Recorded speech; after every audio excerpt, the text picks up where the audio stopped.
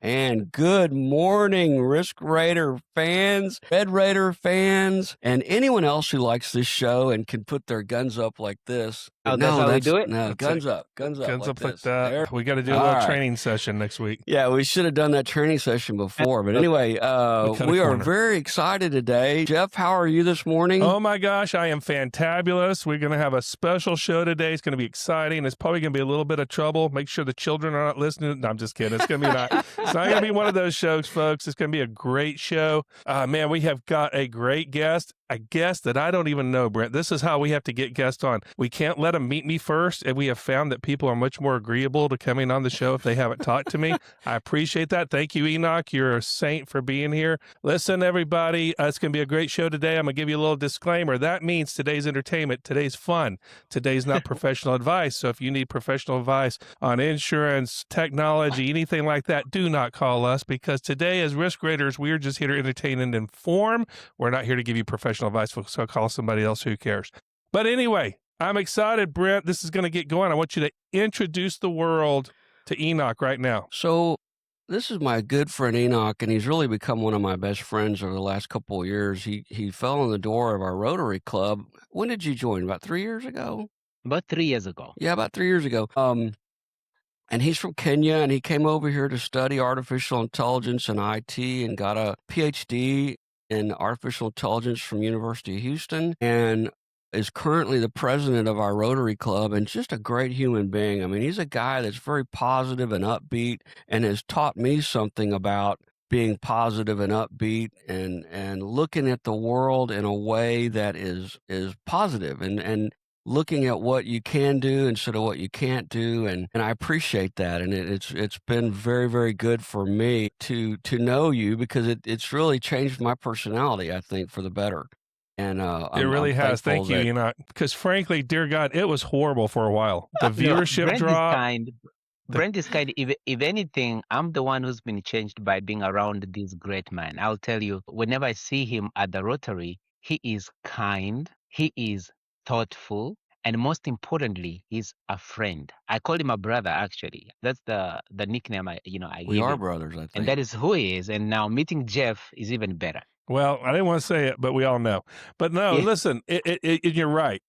It sounds like everything Brent has told me about you, I've been excited about this show, because he goes, I swear he's the nicest person I've ever met.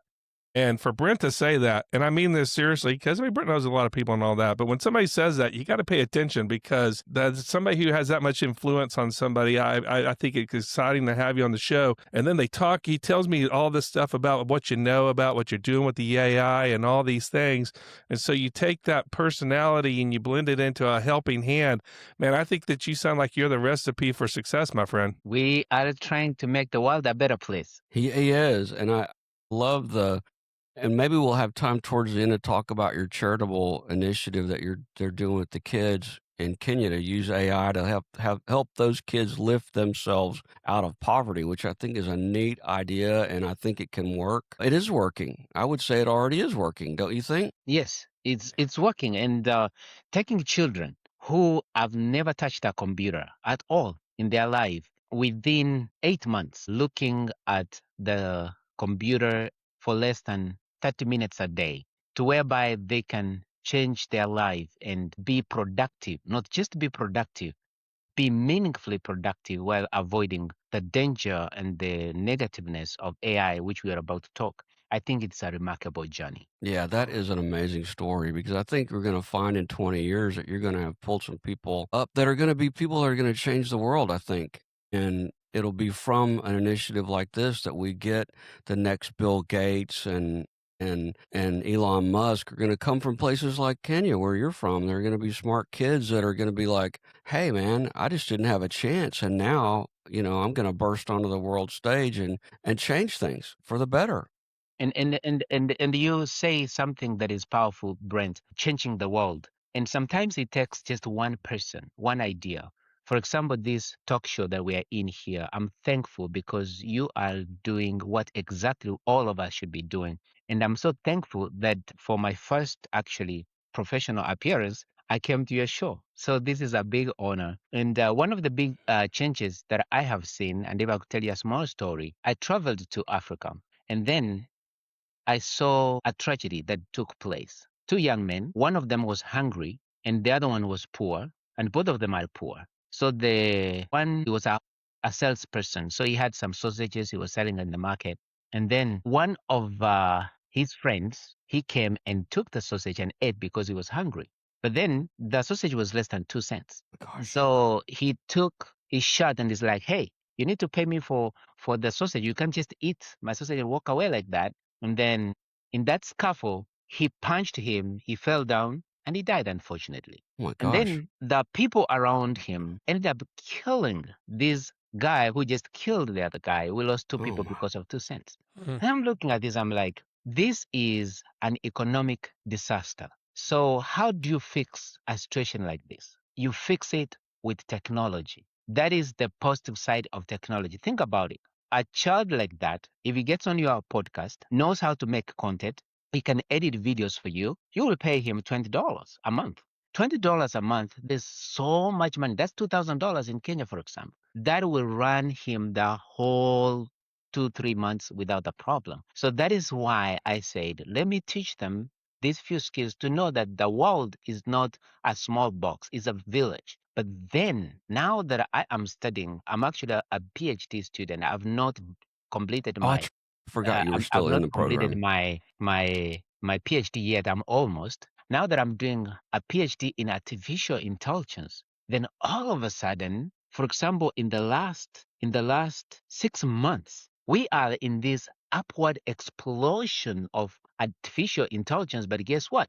It's just like speeding down the street and you don't have a seatbelt. And then if we get into a ditch, what's going to happen?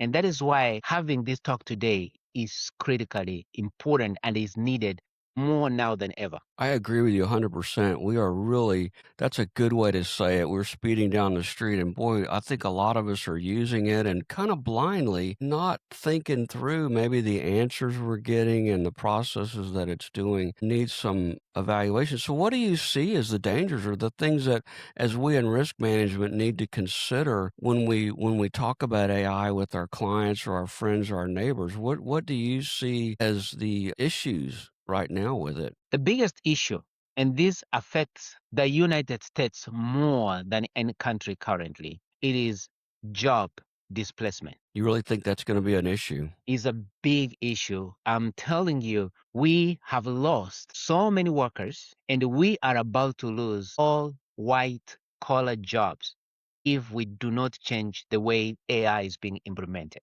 This is not like a dream anymore, it's not fiction anymore. I mean, just last night, I'm an average coder, but last night I coded a software and I woke up and the software is ready with my agent. Oh My my gosh. agent that took me only maybe about 6 hours to develop.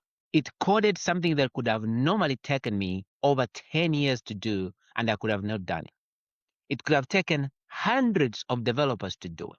So, what is the initiative for somebody who wants to make money? If money is the focus, you don't want to hire people just because you want to waste money. AI is making the work so easy, but it is making so easy to replace the people. And that is a big danger. Job displacement is something that we are seeing right now, and it's going to happen at a very fast rate. How do you mitigate that? Number That's a one, good question. Yeah, please tell us. that the government need to come up with some type of guidelines how to protect people like musicians, people like artists, people who do things from the original. That nowadays you can make a music by just talking to AI. You can make a video just talking to AI. So we need to have some guidelines how to protect this important skill. Number two, our people need to stop being afraid of AI and they need to tool up. It doesn't matter if you are 99, it doesn't matter if you are just 9 months old.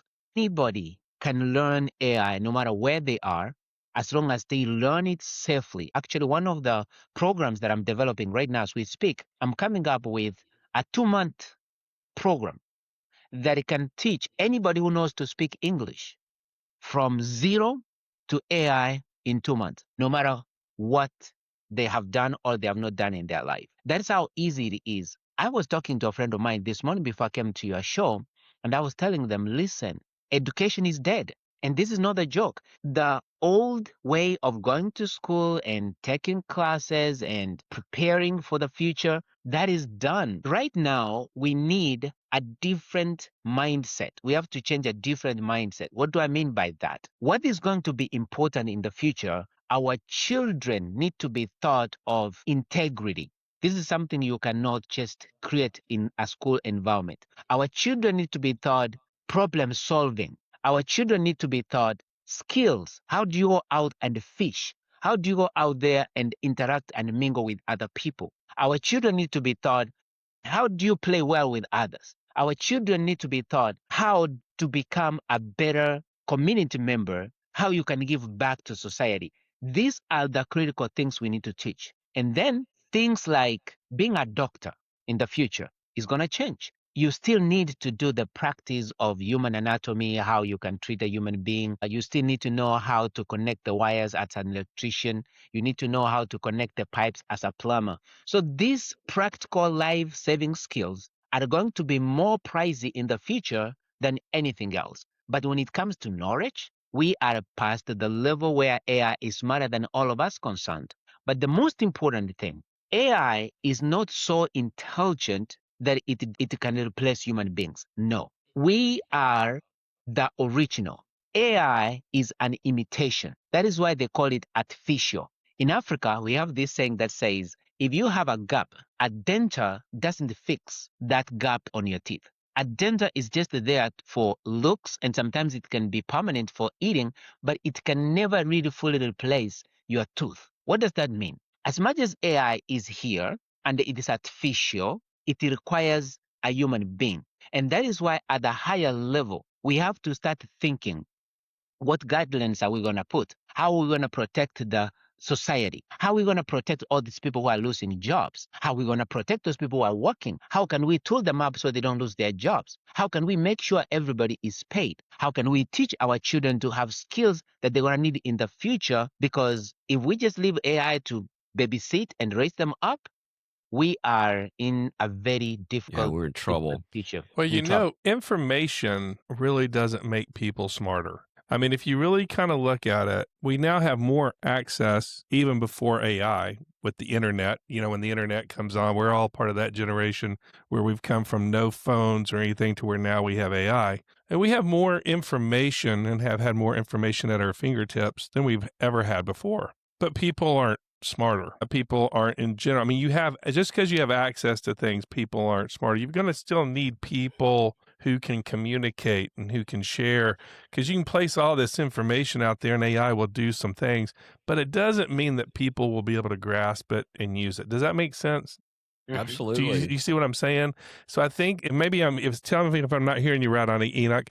What you're talking about is developing those human qualities and those skills to where, trying to figure out the equation might be easier because of AI. But people are going to have to be able to figure out how to use that and make it applicable in people's lives Yes. until we have Yes. robots and then they're going to kill Well, I us all. think guide the process. Instead of I mean, robots. The robots will wipe us out. Yeah, I've been watching But Terminator I last think night. humans have to guide the process. I mean, somebody's got to be in charge of what decisions we're going to make and use the AI as a tool to make us faster and better. But I think you're right, Enoch. We've got to stay in the driver's seat, especially with our kids. I think that's a great point, is that we can't leave them to AI to raise them. We have to demonstrate good behavior and integrity and things like that to them. And that's something you have to show them and not tell them. I mean, if we Yeah. haven't learned anything from cell phones, right? I mean, everybody has the cell phone. The kids have the cell phone. They're on it 24 hours a day.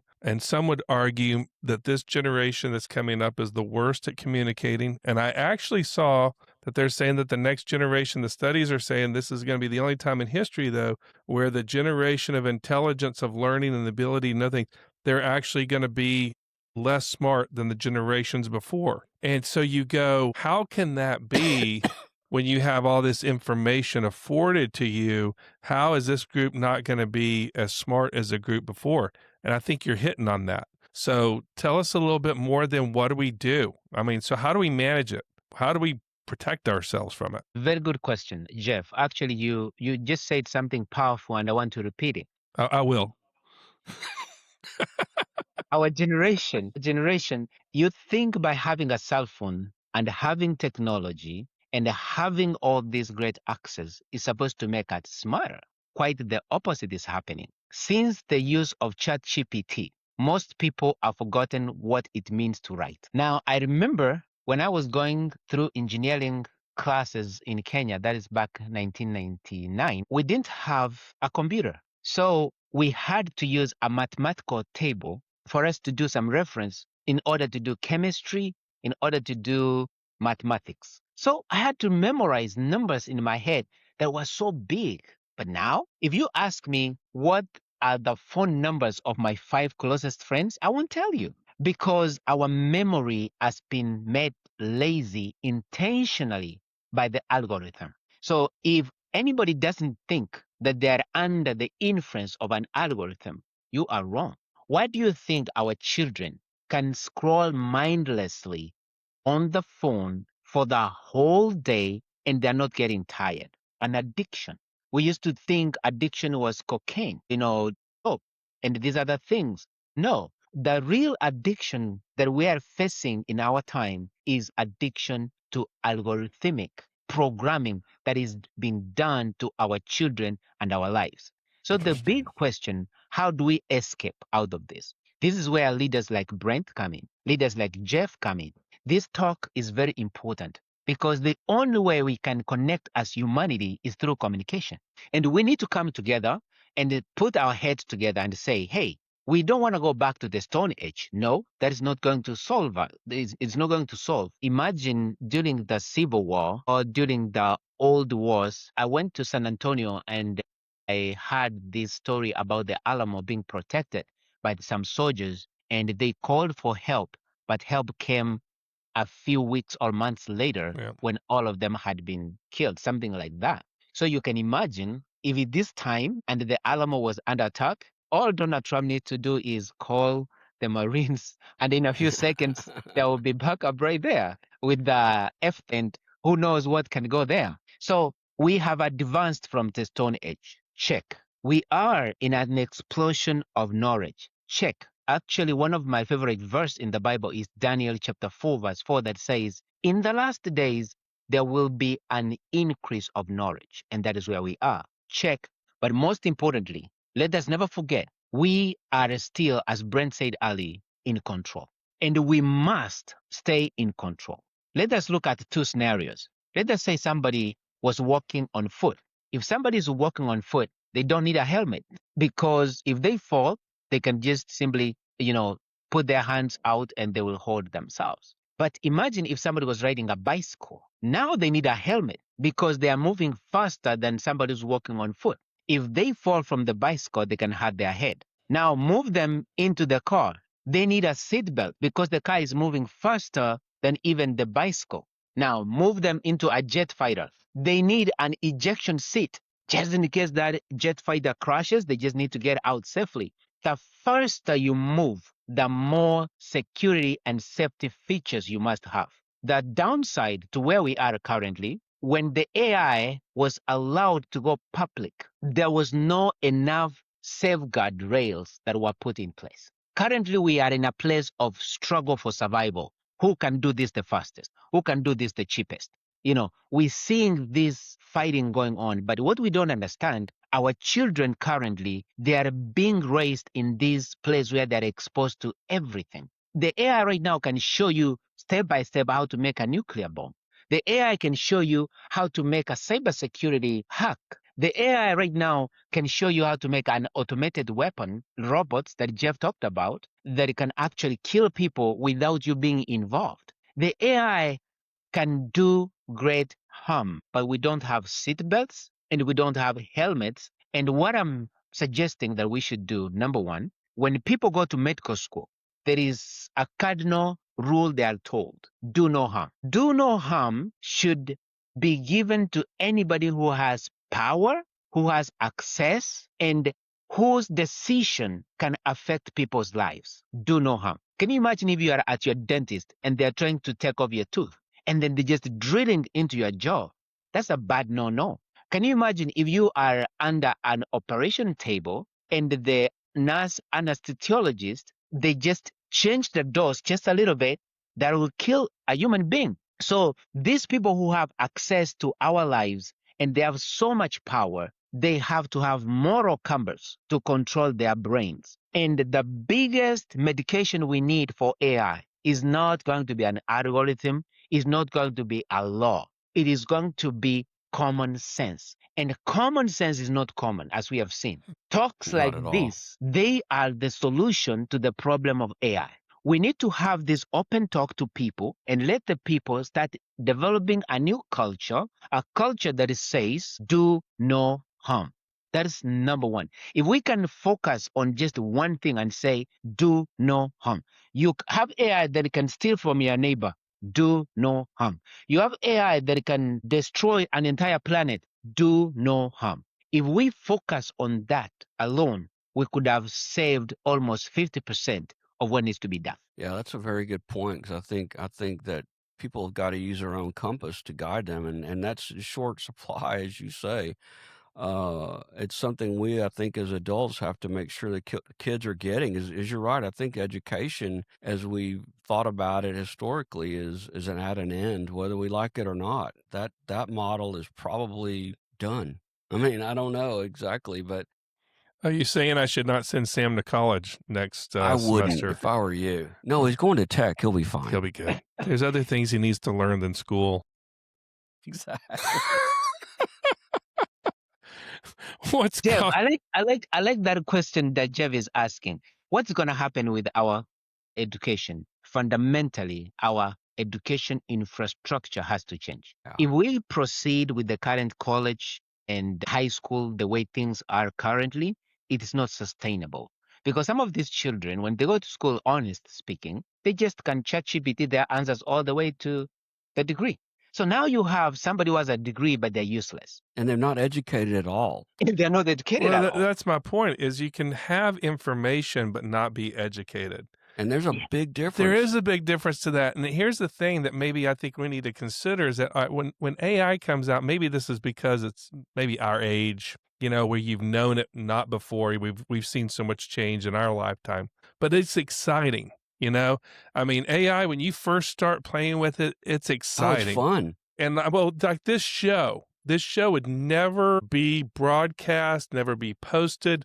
None of it would ever be done because why? I now have AI. I can do it. It's It's exciting. told us how to, and it's in the software we Yeah, use. it's told us how to. Now, it doesn't tell us how to do the show. This is kind of a perfect example. Doesn't tell us what to say. I mean, it can, but we're not going to because we don't believe in listening to other people.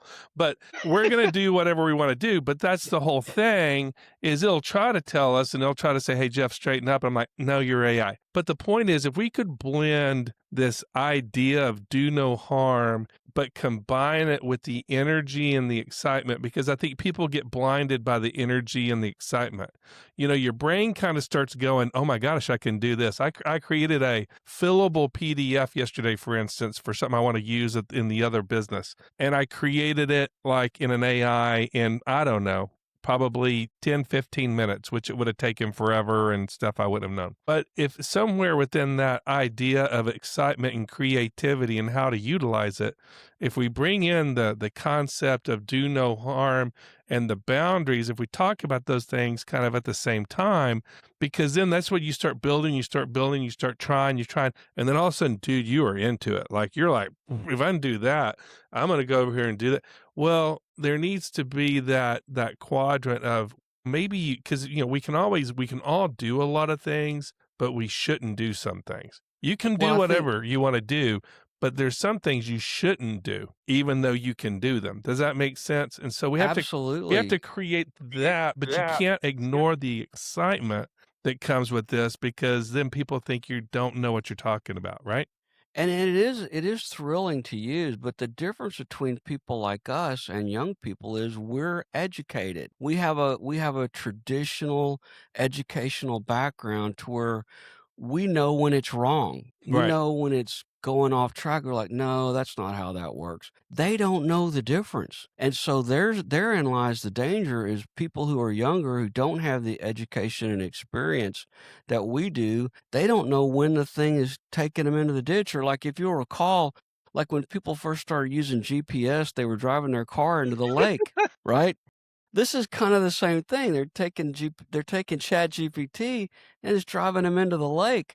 Well, they don't know, Well, and also what's going to happen if you don't have, if the power goes down? What happens if the grid goes down? We talk about all these cyber attacks. We talk about all these things that could happen.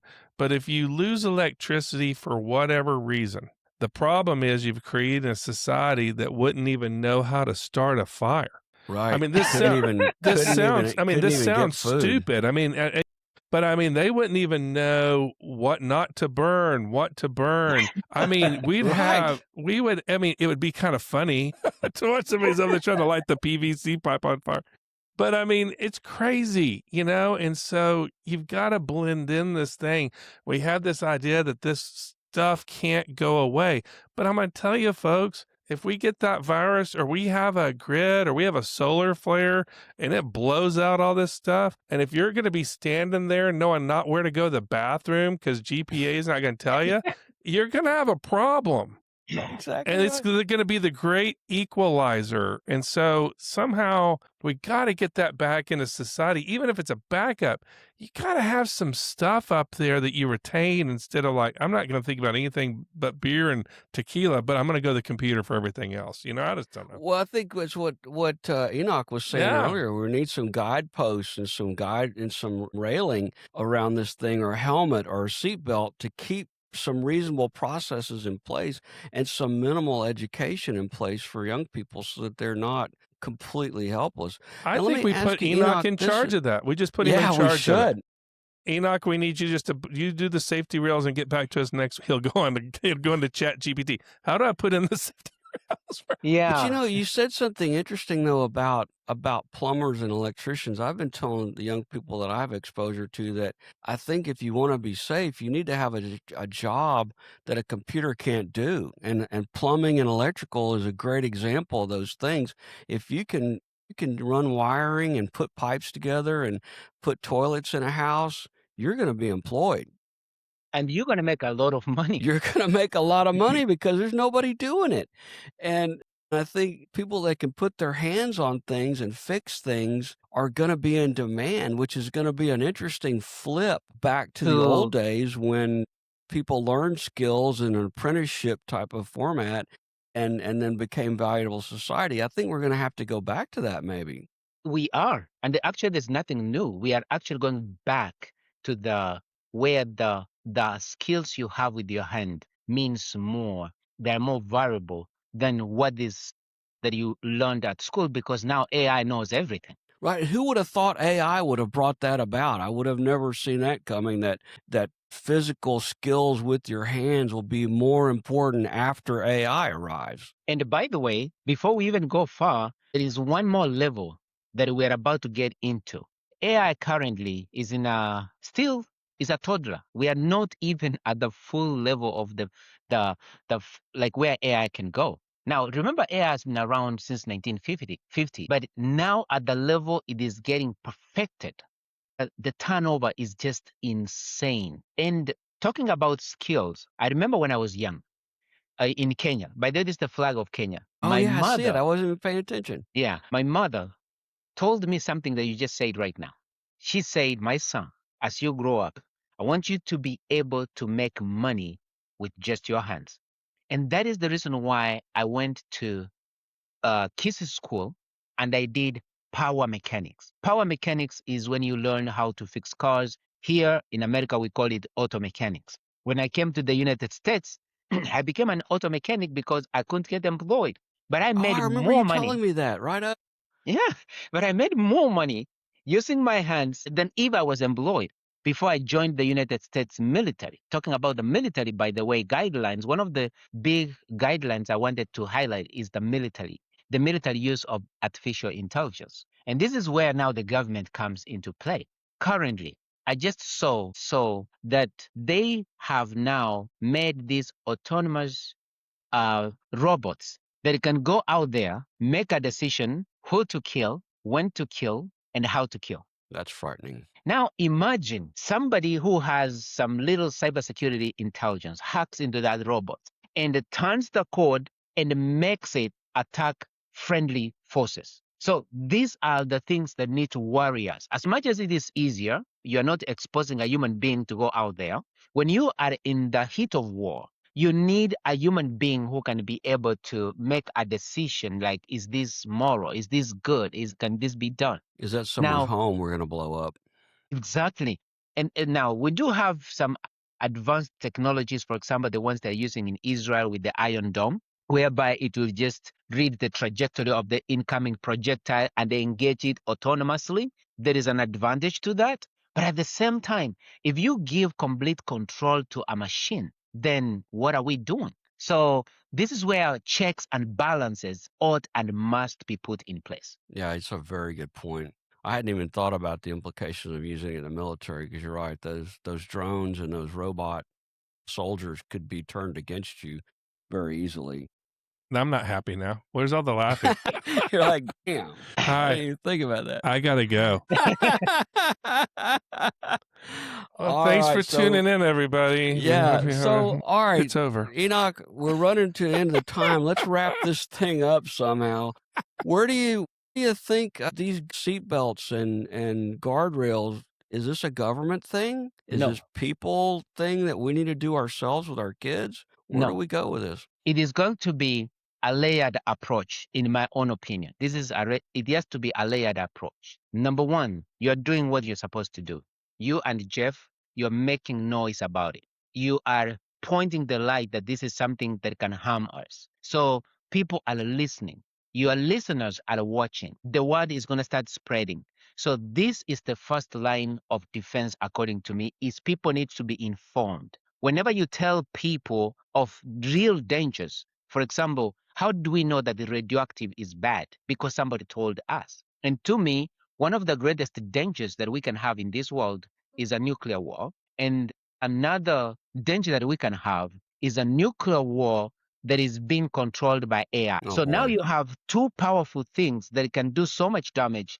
And if you can't control both of them, we will be in trouble. In my entire life as an engineer, when I was studying, one of the hardest systems to perfect in engineering, for example, at SpaceX, it is control systems. If you don't have control systems correctly, you're going to explode before you even launch the rocket to space. That is why in every vehicle, if you run out of gas, you're going to stop. Nothing happens. But if your brakes fail, you will not stop until you have done some damage. So it's better we run out of gas because eventually we're going to stop and be safe. But if we run out of brakes, and brakes for me is controls, if we don't have controls in place, we are in deep trouble because that means we have given control to somebody who's not human being. So how can we do this in a layered approach? Let's start at the highest level. At the highest level, in my own opinion, the United States of America has to be the big boy in the room. You can never allow AI to be without a leader, a global leader. That's what I mean. I'm not saying that China is bad, Iran is bad, whatnot. That's not what I'm saying. What I'm saying is you need the United States at the very spearhead of leading the AI safety in the globe. Why? It has the power, it has the reach, it has the resources, it has the people to do that. Number two, we need a global AI agency. Just like we had a global nuclear agency, AI is more dangerous than even nuclear because it can make the nucleus to go off. So we need an AI global agency whereby it can set global boundaries of what's acceptable and what's not acceptable. Number three, leaders in the community. And this is where we come now to Congress, the government, and all that. They need to be educated of what are the true dangers of AI. And they need to implement some type of safety for our people. This is the critical one. This is the most important part I'm about to say. There is people that I call the AI gods. Who is an AI god? In my own opinion, anybody right now who can say, hello world, he is an AI god. So those are people who can be programmers, they can be coders. These are the owners of NVIDIA, for example, the CEO of NVIDIA, the CEO of Meta, Microsoft. the Tesla, like all these big giant Google, all these big giant presidents, they all need to come together and make a one agreement To do no harm. to do no harm. And then they need to check each other because they're too strong for a regular person like me and you to harm them. Or even a government. They The can't government control can't them even either. touch them because they're stronger. NVIDIA today is 5 trillion worth. It's so strong. So if they can govern themselves, it is going to be one of the very thing. And then two more, then I'm done. The parents have to learn how to parent with AI. This is not a place where we just say, oh, AI, is a boogeyman. We need to be afraid of it. No. Parenting with AI in our generation is going to be the top skill that we all need. When do we regulate screen time?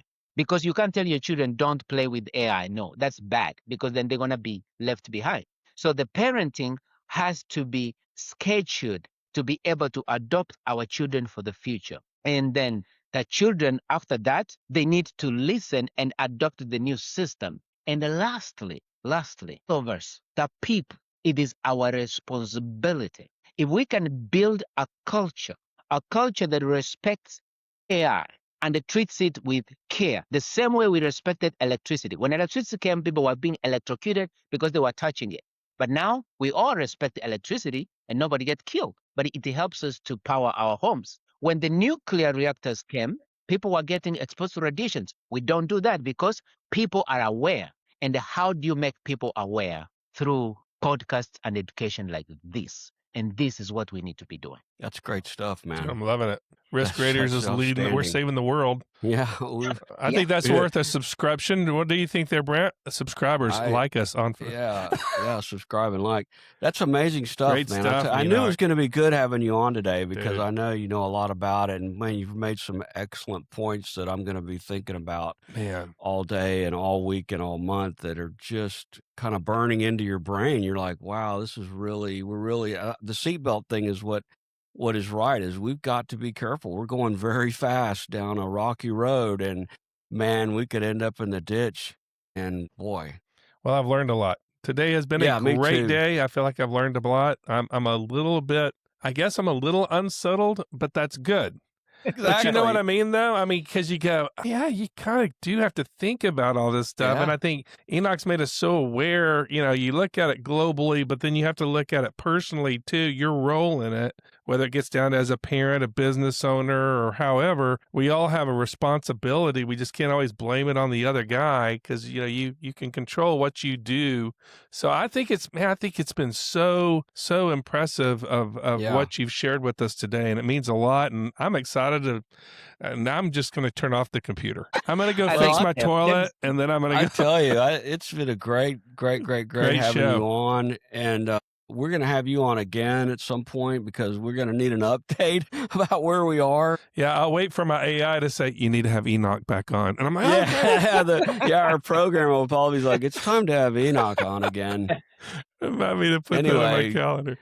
Thanks for coming on, and Enoch. thank you for being my brother and teaching me how to be happier in life. I appreciate that so much, and it's been a great show. Everyone have a great holiday weekend, and thank you, Enoch. I forgot to tell you, Jeff, he's a veteran. Thank you for your service, Enoch. Enoch. For his service. Thank you, Jeff. And we got Memorial Day coming up. We've put out all our Rotary flags. We put out our, about 1,200 flags in the city of Bel Air now for Memorial Day, and it's exciting. Well, and by the time this show has showing, you had the special Memorial Day show that we launched. So I hope. Yes, that's right. Well, first of all, we hope you enjoyed it. Second of all, we're sorry. Anyway, so everyone have a great holiday weekend, and we will see everyone next week. Enoch, I will see you later. Take care, everyone. Thank you, Enoch. Nice to see you, buddy. And guns up, baby. Guns up. Boom. Guns up. See y'all.